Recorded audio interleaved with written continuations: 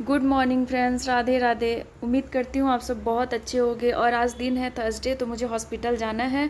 तो आप देख सकते हैं 9:30 बज रहा है और 9:30 बजे तक मेरा खाना, झाड़ू पोछा सारा काम पहले ही कर चुकी हूँ। अभी मैं कपड़े प्रेस कर रही हूँ, उसके बाद मैं नहाऊंगी, नहा के फिर हॉस्पिटल निकलूँगी। और मैं कपड़े मतलब जब जाना होता है तभी प्रेस करती हूँ, या इनके कपड़े प्रेस करके रख देती हूँ, क्योंकि मेरे घर में ना जहाँ पे प्रेस का जो सॉकेट है वो बहुत बड़ा है, मतलब प्लग, प्रेस का जो प्लग है बहुत बड़ा है। और घर में जहाँ भी सॉकेट लगा है ना बहुत छोटा छोटा लगा हुआ, कहीं भी प्रेस लगाने का कोई सोर्स नहीं है। तो ये केवल बेडरूम में है, वो भी मतलब प्रेस का तार भी छोटा है, तो ज़्यादा मैं कपड़े प्रेस करने के लिए मुझे प्रॉब्लम होता है। आप देख सकते हैं कितनी थोड़ी सी जगह में मैं अपने सूट को कैसे कैसे करके प्रेस कर रही हूँ। तो यहाँ पे मेरा सूट प्रेस हो चुका है और दुपट्टा भी प्रेस कर चुके हैं हम। और उसके बाद हम नहाएंगे, नहा के फिर रेडी हो जाएंगे। और खाना वाना मेरा बन चुका है।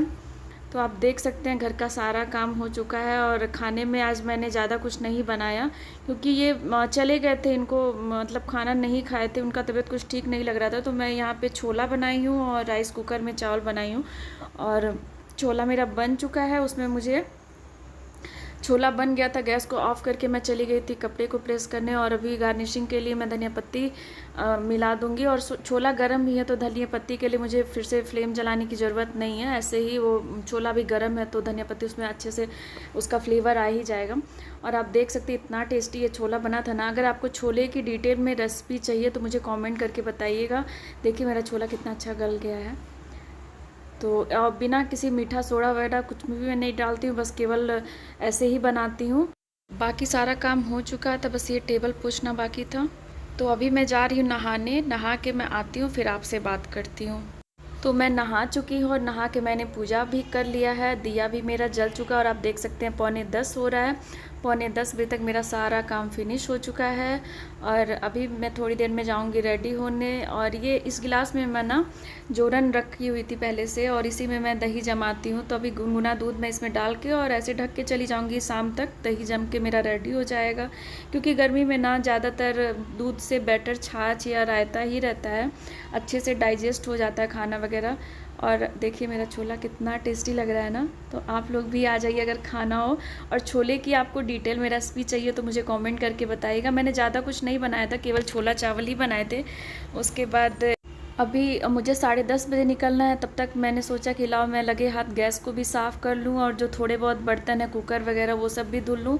राइस कुकर तो शाम को ही धुलूँगी, अभी केवल कुकर ही धुलना होता है, क्योंकि कुकर में कभी भी ये कुछ भी कह देते हैं बनाने के लिए, तो कुकर में बनाना ज़्यादा आसान रहता है। इसलिए लगे हाथ में जल्दी जल्दी सारा काम भी फिनिश करती जाती हूँ। तो आप देख सकते हैं मैंने गैस को भी क्लीन कर दिया है और रैक को भी पोंछ लूँगी। और ये जो कटोरी आप देख रहे हैं ना नमक का, इसमें मैं नमक इसलिए निकाल के रखती हूँ कि कभी भी नमक खाने में ज़रूरत पड़ता है ना। तो मेरा जो नमक का डिब्बा है शीशे का है, वो बहुत भारी है, तो उसे उठाने में मुझे बार बार प्रॉब्लम होता है, क्योंकि भारी चीज़ मेरे हाथ से उठाने के लिए डॉक्टर ने मना किया हुआ है। तो इसलिए मैंने नमक को ऐसे छोटी कटोरी में रख देती हूँ और वापस प्लेट से ढक देती हूँ, जब भी ज़रूरत होता है उसी से डालते हैं, उसी में से। और यहाँ पे मैं कुकर को भी धुल लूँगी। अभी 10 बज रहा है, उसके बाद मैं रेडी हो जाऊँगी। कोई बहुत ज़्यादा टाइम भी नहीं है, और ज़्यादा लेट मैं इसलिए भी जा रही हूँ क्योंकि पिछले बार मेरा डायलिसिस होते होते 12 बज गया था। तो वहाँ जाके बैठना मुझे अच्छा नहीं लगता, जब तक मैं अपना घर का कुछ काम ही कर लूँगी। तो यहाँ पे आप देख सकते हैं मेरा बर्तन भी धुल चुका है और गैस वगैरह भी साफ़ हो चुका है। उसके बाद मैं लगे हाथ सिंक को भी धुल लूँगी। और आज हॉस्पिटल मेरे साथ तनु भी जाएगी। तनु का मतलब कोचिंग दूसरे टाइम में होने वाला था, 6 बजे तक आज होगा। तो मैंने कहा घर बैठने से अच्छा है चलो मेरे साथ थोड़ा सा घूम भी लेना। तो आज चलिए देखते हैं हॉस्पिटल में क्या करती है तनु। तनु तो बोर होने वाली है 4 घंटे। मैं तो अंदर रहती हूँ, तो मैं तो सो जाती हूँ, तो मुझे उतना पता नहीं चलता, लेकिन तनु बाहर बैठे बैठे बोर हो जाती है। और बहुत सारे लोग अटेंडेंस होते हैं, लेकिन तनु के एज के नहीं होते हैं ना, सब ओल्ड होते हैं, किसी की वाइफ आई रहती है, किसी के हस्बैंड आए रहते हैं। और ये फिर भी बच्ची है, मेरे साथ जाती है तो अच्छा नहीं लगता, बाहर बैठी रहती है। तो यहाँ मैंने सिंक को भी धुल लिया।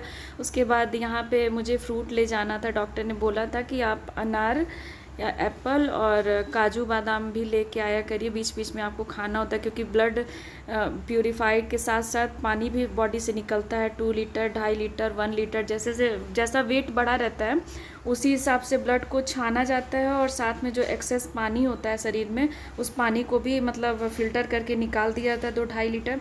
तो उन डॉक्टर ने बोला है कि अगर आप फ्रूट वगैरह नहीं लेके आएंगे तो आपको क्रम्स आने लगेगा।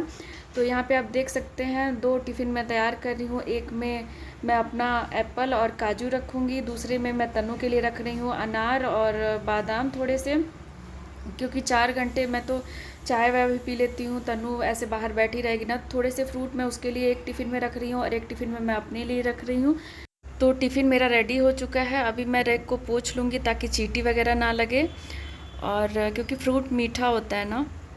तो गाइज़ आज थर्सडे है और आज मेरा डायलिसिस है, तो अभी मैं निकल रही हूँ। सारा काम मेरा हो चुका है, अभी 10:30 बज रहे हैं।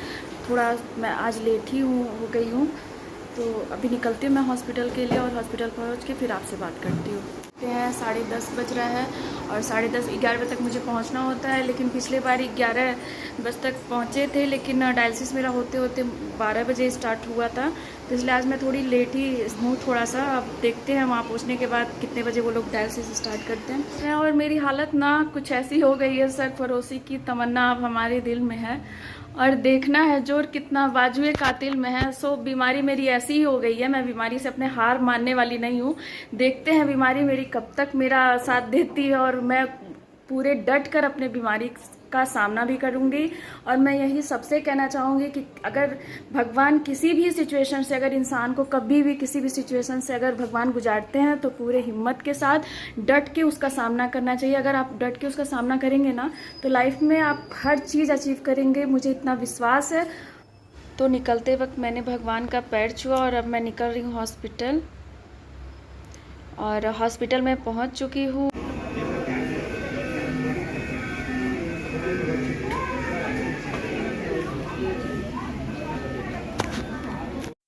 और मेरा डायलिसिस स्टार्ट हो चुका है। अब चलिए मिलते हैं 4 घंटे के बाद, 4 या 4:30 बजे। तो हॉस्पिटल से अब हम निकल रहे हैं और जाएंगे उसी कैंटीन में, जहाँ पे इस कैंटीन में मैं पहले भी आ चुकी हूँ, आपको याद होगा इनके साथ। तो उसी कैंटीन में मैं तनु को लेके आई हूँ, सोची कुछ खिला पिला दूँ बच्चे को, इतने देर से बैठी हुई थी मेरे इंतज़ार में, और तनु को बहुत शर्म आता है कैमरे पे आने के लिए। तो यहाँ पे मैंने पेस्ट्री लिया, आपको बताए थे कि पेस्ट्री और कुकीज़ और पानी, बस 3 ही चीज़ इस कैंटीन में मिलता है। तो यहाँ पे हम दोनों बात कर रहे हैं। तनु बार बार बोल रही है कि कैमरे में मुझे मत लेके आना, लेकिन मैं उससे बोल रही थी कि नहीं नहीं, कैमरे में तुम बिल्कुल भी नहीं आ रही हो, मैं ही आ रही हूँ, देख लो तुम। और पता है वहाँ पे एक कोरियन के 2-3 लोग आए थे, गेस्ट लोग 2-3 कोरियन के थे, तो उनके ढेर सारे बाल में चोटी हुई थी। तनु देख के कह रही है ऐसी बाल बनाना होना तो मुझे महीनों लग जाएंगे, लेकिन मैं पूरे बाल को चोटी, इतना सारा चोटी मैं नहीं बना पाऊँगी। तो मैं उसे समझा रही थी कि बेटा एक मशीन आता है, उससे जल्दी जल्दी करके ये चोटी बन जाता है, कोई ऐसा नहीं है कि मतलब 1-2 मिनट में या 10 मिनट में पूरी चोटी, मतलब कम से कम नहीं कुछ तो उनके बाल में 50-60 चोटी हुआ था पूरे बाल में। किस तरीके से मतलब हुआ था ये तो भगवान ही जाने। तो मैं उसको समझा रही थी, क्योंकि मैं एक बार यूट्यूब पे देखी थी, किसी हेयर मतलब मशीन होता है, मशीन से ही वो लोग बाल को छोटी छोटी बनाते जाते हैं 2 सेकंड में। तो उनके बाल में ढेर सारा मतलब चोटी था, तो वही मैं तनु को समझा रही थी। उसके बाद हम लोग पानी पिए, पानी का बॉटल तो मेरे पर्स में ही रहता है हमेशा, तो हम दोनों ने पानी पिया। उसके बाद अब मैं यहाँ से निकलूँगी।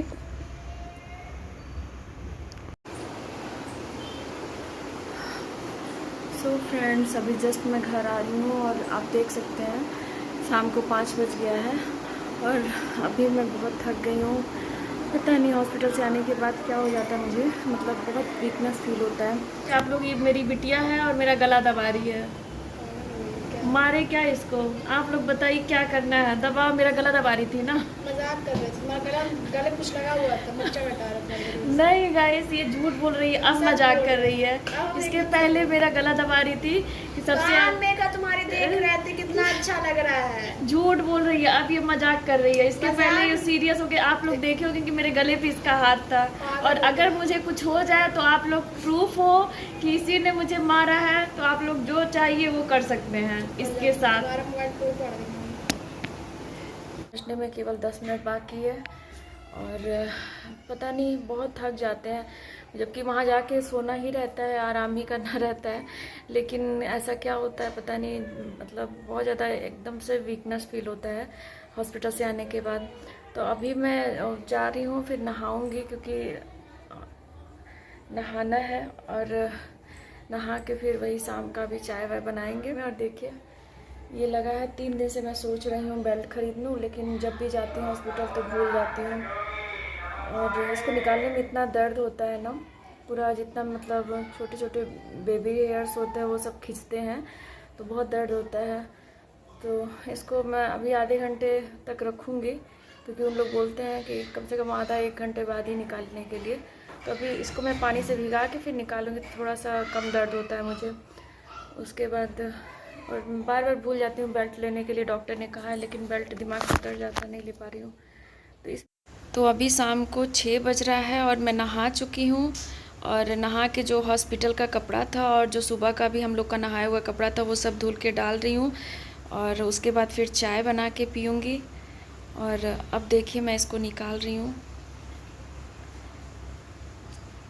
और जब भी मैं इसको निकालती हूँ ना, अभी तो मतलब पानी से नहीं भिगाई हूँ, मैं सैनिटाइज़र से स्प्रे करके भिगा दी थी, ताकि हॉस्पिटल का जो भी इन्फेक्शन वगैरह हो वो भी ख़त्म हो जाए, और थोड़ा सा ये पेपर टेप जो है वो भीग जाए तो आसानी से निकल जाए। लेकिन फिर भी भिगाने के बाद भी ये आसानी से नहीं निकलता है। मैं सेकंड टाइम जहाँ निडल प्रिक किया जाता है, जब वहाँ पे मैं दोबारा खींची ना, तो वहाँ से मेरा ब्लड आ ही गया था, जबकि मुझे 1 घंटे बाद मैं निकाली थी, लेकिन जहाँ यहाँ से मुझे ब्लीडिंग होने लगा था वापस।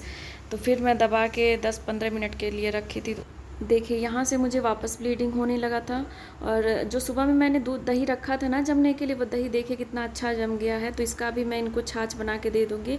और अभी रात के 9 बज रहे हैं, ये भी आ गए, इनको मैं शुगर फ्री डाल के चाय दे रही हूँ।